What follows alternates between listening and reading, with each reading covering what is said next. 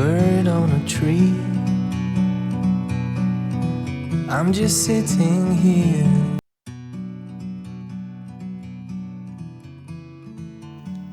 Assalamualaikum warahmatullahi wabarakatuh. Selamat pagi semuanya, salam sejahtera, semoga sehat semuanya.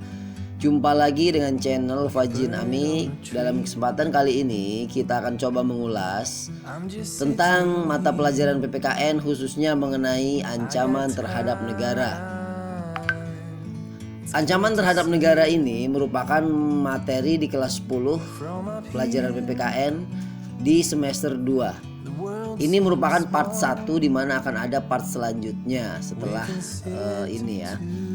Siswa-siswi semuanya, bab ini merupakan bab 6 dalam buku paket PPKN kelas 10 tentang ancaman terhadap negara. Ada beberapa tujuan pembelajaran yang harus kalian capai. Pertama, bersyukur pada Tuhan Yang Maha Esa atas nilai-nilai yang membentuk kesadaran atas ancaman terhadap negara dan upaya penyelesaiannya dalam Bingkai Bhinneka Tunggal Ika. Yang kedua, bersikap responsif dan proaktif atas ancaman terhadap negara dan upaya penyelesaiannya di bidang ideologi, politik, sosial, ekonomi, budaya, pertahanan, dan keamanan dalam Bingkai Bhinneka Tunggal Ika.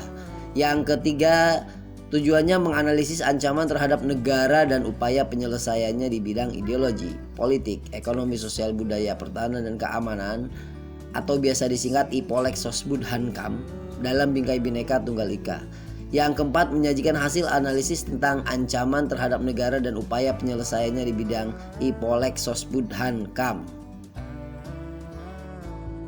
Selanjutnya, ada beberapa kata kunci untuk membantu pemahaman siswa-siswi semua dalam memahami materi ancaman terhadap negara Kesatuan Republik Indonesia ini. Yang pertama ada agresi militer ya.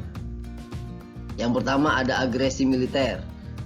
Kemudian ada invasi, ada bombardment, ada pelanggaran wilayah, ada pemberontakan, ada sabotase, ada spionase. Ini semua harus dipahami. Ya, itu merupakan kata kunci dalam pembelajaran kita kali ini. Sebagai pengantar, kita bisa melihat gambar di samping, di atas atau di slide ini. Kita bisa melihat gambar pertama ini merupakan beberapa macam gambar tentang kekayaan alam Indonesia. Ya, di tubuh Indonesia ini ternyata sangat kaya raya. Ada batik, ada ada kesenian, ada kebudayaan ya, ada pemandangan alam, ada kekayaan laut. Kemudian gambar kedua ada kekayaan alam laut, salah satu contoh dari melimpahnya rasa syukur kita kepada Tuhan Yang Maha Esa tentang nikmat alam Indonesia yang begitu indah. Kemudian yang gambar ketiga ada gambar tentang atau foto tentang keragaman budaya bangsa Indonesia. Ini merupakan salah satu bentuk kekayaan yang ada di dalam negara Indonesia itu sendiri. Sekali lagi, dari beberapa gambar tersebut kita bisa melihat bahwa kita itu kan dilahirkan di Indonesia yang potensinya sangat kaya ya. Sumber daya alamnya juga beserta keanekaragaman penghuninya kaya juga. Nah, hal ini tidak mustahil akan menjadi incaran bangsa-bangsa lainnya. Selain itu, topik ini juga menjadi kian menarik. Kenapa? Untuk kita pelajari bisa menarik. Kenapa? Karena menyangkut keselamatan bangsa dan negara. Kenapa itu bisa terjadi? Sebab setiap ancaman berpotensi mengancam eksistensi kita sebagai bangsa. Tak mustahil pula bangsa kita ini akan mengalami sebuah kehancuran sebagai negara jika kita tidak bisa merawatnya, khususnya dengan persatuan dan kesatuan dasarnya. Ternyata setelah kita tahu seperti itu, menjadi sebuah bangsa yang merdeka itu bukan berarti bangsa kita itu dijamin bebas dari pengaruh ancaman bangsa lain. Nah itu artinya apa? Kita harus merawatnya, memupuknya. Itu ya. Selanjutnya, pertama, poin materi kita kali ini adalah tentang ancaman terhadap integrasi nasional. Pengertian ancaman. Ancaman merupakan setiap usaha dan kegiatan, baik dari dalam negeri maupun luar negeri yang dinilai dapat membahayakan kedaulatan, keutuhan, dan keselamatan suatu negara. Selanjutnya, ancaman itu bisa dilihat dari beberapa jenis, beberapa sumber, dan beberapa bentuk. Ya, itu ancaman. Nah, bisa dilihat poin selanjutnya tentang posisi strategi Indonesia. Setelah kita tahu apa itu ancaman, kita harus tahu pula sebetulnya bagaimana posisi strategis Indonesia itu sendiri. Ternyata Indonesia itu sangat strategis. Bisa dilihat dalam gambar peta berikut di slide ya. Ini merupakan peta Indonesia.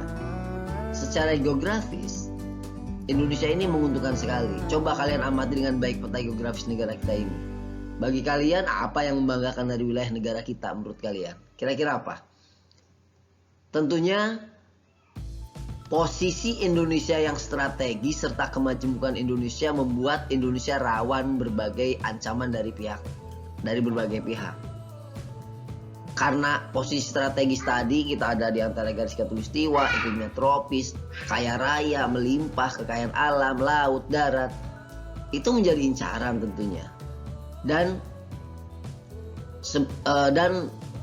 karena posisi yang strategis tersebut pula, Indonesia juga mengakibatkan akan rawan akan ancaman dari berbagai pihak. Itu.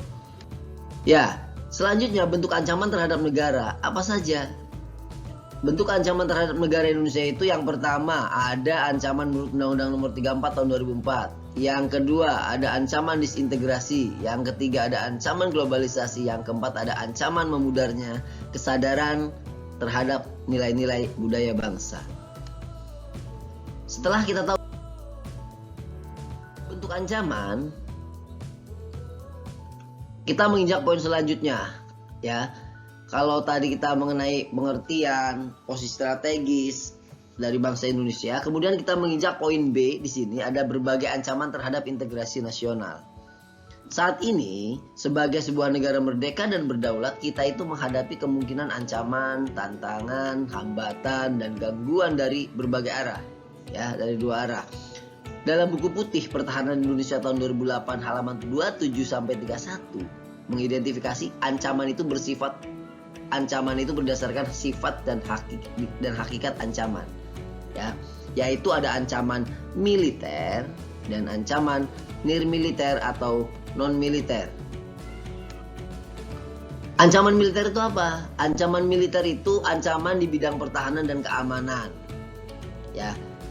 Dalam BPPI mendefinisikan ancaman militer sebagai ancaman yang menggunakan kekuatan senjata yang terorganisasi yang dinilai mampu membahayakan kedaulatan negara dan keselamatan segenap bangsa.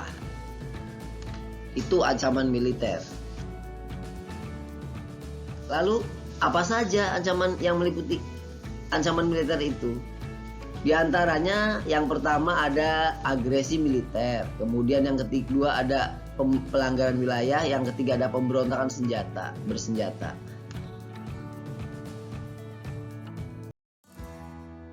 Nah, yang kedua, bagaimana strategi mengatasi berbagai ancaman militer dalam membangun integrasi nasional? Di sini kita bisa melihat gambar di samping bagaimana adanya illegal fishing. Ini merupakan salah satu bentuk ancaman yang sifatnya non-tradisional. Ya. Tadi kita sudah mendapatkan pengetahuan dan ilmu tentang mempelajari berbagai bentuk ancaman militer beserta berbagai peristiwa yang termasuk di dalamnya. Kita tahu bahwa pada prinsipnya ancaman militer merupakan sebuah bentuk ancaman terhadap keamanan negara yang disebabkan oleh aktivitas militer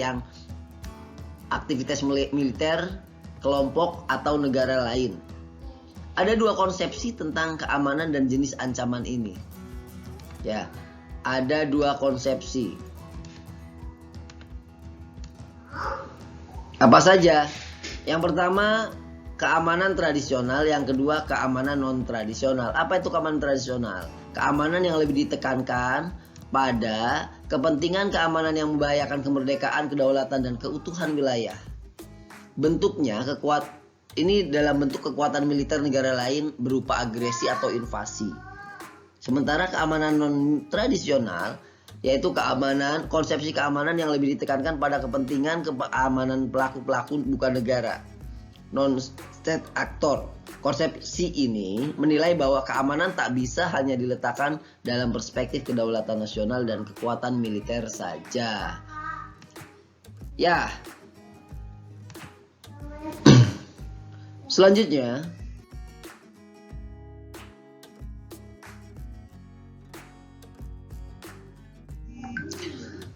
dari penjelasan yang sudah kita paparkan tadi, kita tahu bahwa penyelesaian secara militer dalam bentuk pengerahan pasukan bersenjata memang diakui bukan satu-satunya cara untuk mengakhiri ancaman militer.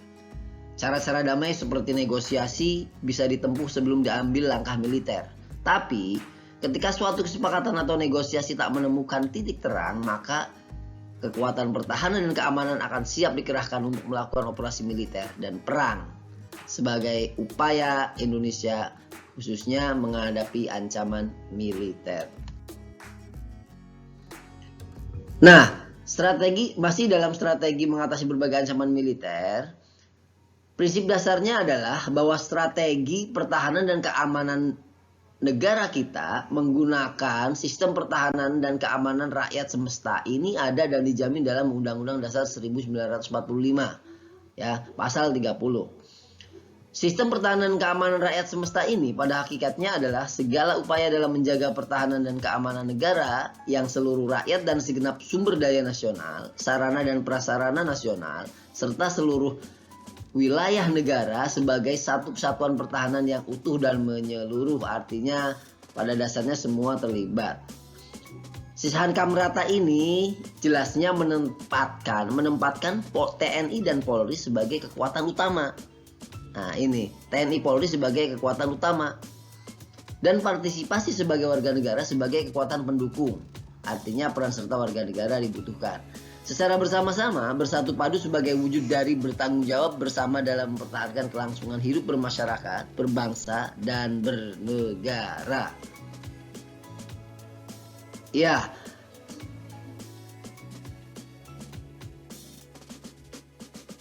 Berdasarkan pernyataan tersebut, maka tugas pokok TNI ini dapat dilaksanakan melalui dua hal.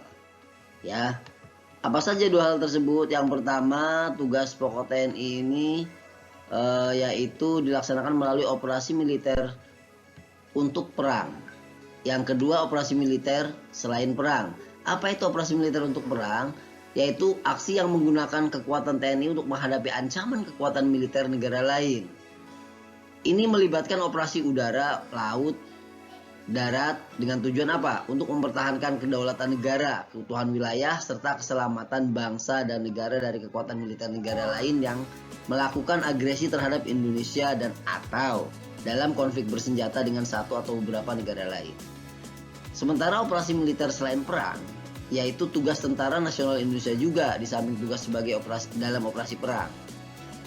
OMSP ini lebih fokus pada upaya mencegah perang, menyelesaikan konflik, dan mengupayakan perdamaian dan mendukung pemerintah sipil dalam mengatasi krisis dalam negerinya. Yaitu bedanya operasi militer untuk perang dan selain perang. Itu saja dari Bapak, semoga bermanfaat. Kurang lebihnya mohon maaf, jangan lupa komen, like, and subscribe. Billahi taufiq wal hidayah. Wassalamualaikum warahmatullahi wabarakatuh.